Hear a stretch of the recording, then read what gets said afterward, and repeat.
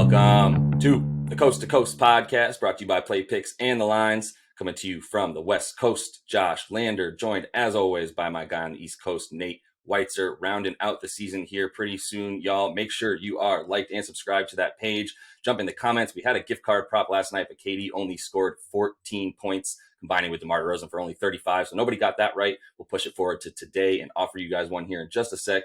And as always, if you do need a FanDuel account or a DraftKings account, head to fdpicks.com or dkpicks.com. Find all those local listings in your area, such as what we've got for tonight. Nate, let's get into it.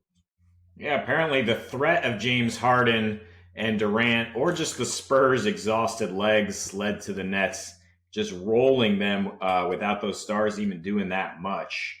But we are on to Thursday. The Spurs play again tonight, and that will be a betting target for Josh, I'm sure. Looking at the lines, Clippers minus 8.5 at Hornets, Bucks minus 8 at Pacers. The Magic are plus 13.5 at the Hawks. The Sixers and Heat have a pick'em line. We got to watch Embiid and Jimmy Butler are questionable there. The Spurs are up to plus 5.5 now at the Knicks, teasing that one. The Raptors are plus 10 at Bulls. Raptors are still resting their entire starting lineup. Kings plus 8 at Grizzlies. Some playing implications there. Nuggets minus 4.5 at Wolves.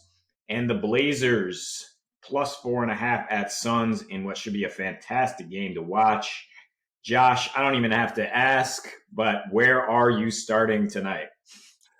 Yeah, I'm starting with the Knicks. I'm starting with them because basically they still have a ton to play for, and San Antonio doesn't. I've been scared of betting against San Antonio. They surprise you sometimes this season, but I feel good about the Knicks coming through at the end of the season in strong form, trying to get that 4 seed. The Spurs currently sit pretty much locked into the 10 seed. A lot of dramatic things would have to happen for them to not make the 10 seed, and they did just play last night. They've also are about to play their 10th game in 15 days. And they've been really bad since the start of April, right? They're bottom 10 in negative rating and point differential. In the last 2 weeks alone, they are 2-7 against the spread straight up. Just straight up rather. Yeah. And then their defensive rating, it's their defense that just plummets at this point. Their defensive rating in the last 9 is 120, giving up about 118 points a game. They're the 5th worst in opponent effective field goal percentage. And they're allowing their opponents to shoot almost 40% from 3 and 50% from mid-range, which, the Knicks have stepped up a ton in both those categories as of late as we know.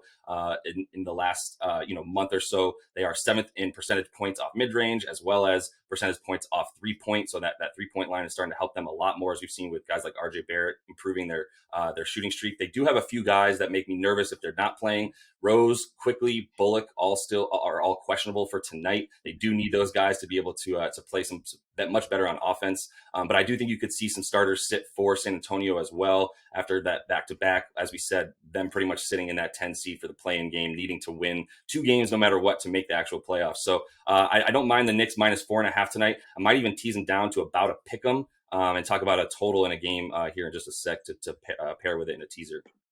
Yeah, I love it as a teaser because the Spurs, I think, can hang around. They tend to play Eastern Conference teams close, but they are just 12-26 against winning teams now. Just been awful on the road lately. They're negative 8.5 net rating, dropped 5 of their last 6, 26th in defensive rating, and they're giving up the 3rd most paint points on the road. So obviously a bullish team like the Knicks that is attacking the rim should have some success there. They just have so much more to play for, as you mentioned. I mean, Miami could lose tonight since they're up against Philly. And if the Knicks get that 5th seed, there is just a huge difference between playing the Hawks in the first round and going at Bucks. You got to think that they're gunning for that. And they have some tough games coming up. So this is a key one for them at home. As you mentioned, 14-2 against the spread at home and 14-3 against the spread with a rest advantage, which I think is really key here because the Spurs, as we mentioned, do not have much rest. Yep. I'm looking at the Nuggets and Wolves, and I'm trying to zig where others might zag here. I know the Wolves have been going over in crazy fashion at home, but I think the Nuggets, have their number. They've won 10 straight against the Wolves, and they've done it by probably slowing things down more, which they've done in general on the road. They're 27th in pace this season. and they're in their last 7 road games, averaging 109 points per game and allowing 109 points per game. Uh, it's just a case where since Jamal Murray's out, Jokic's usage rate up to 32% or so. He's played 2,400 minutes this season without missing a game. You just can't play fast when that guy is doing everything for you. They have to slow things down. They've done that particularly in the fourth quarter.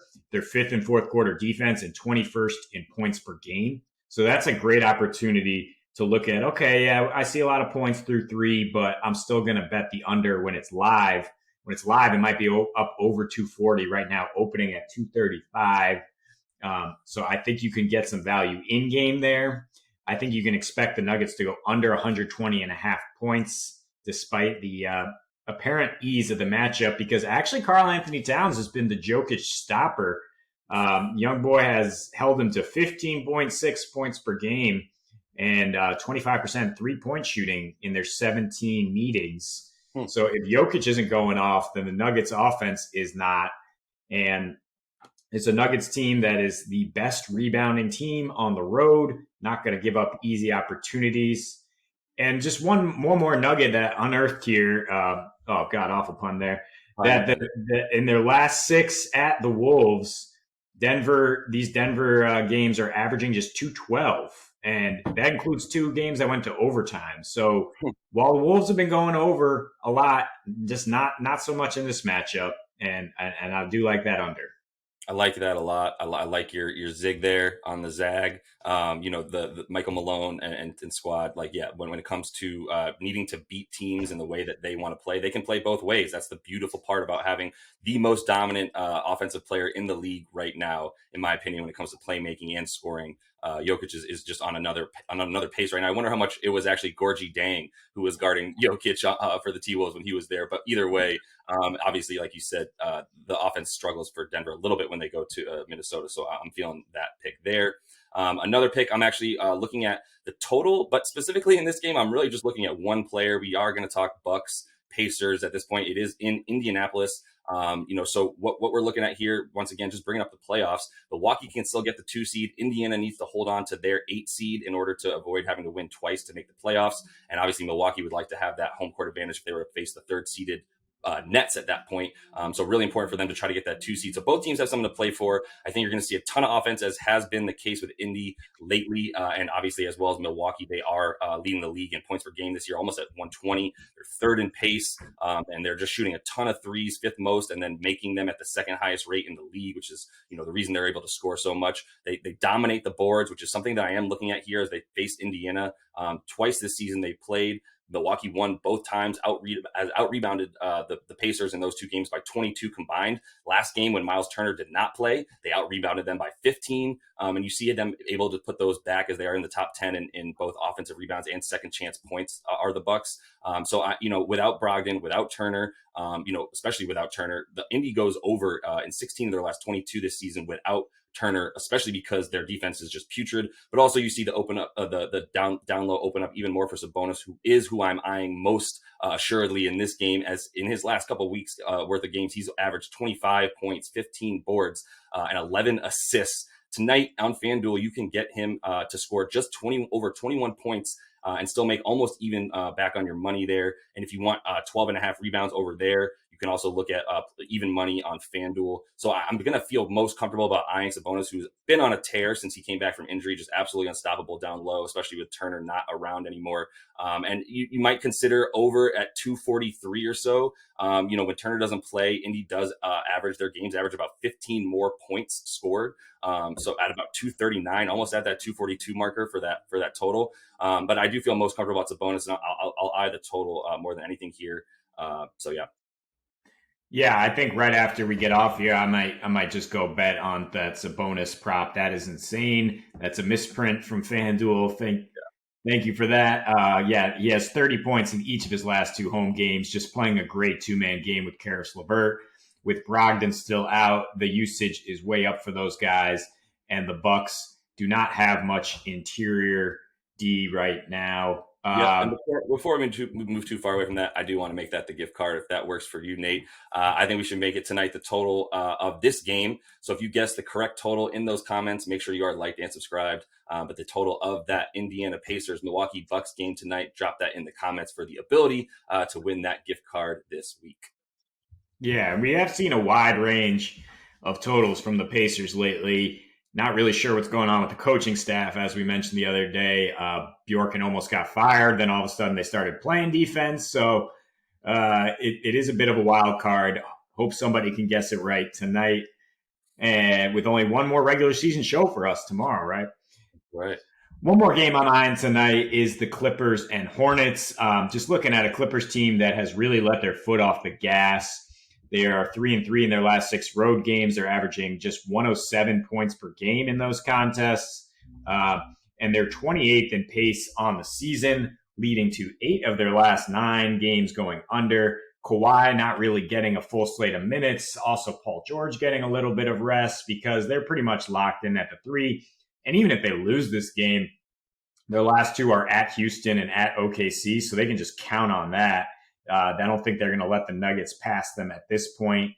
So, and the Hornets on the other side are absolutely desperate for wins, having slid now down to the 8th spot. They're tied with Indiana.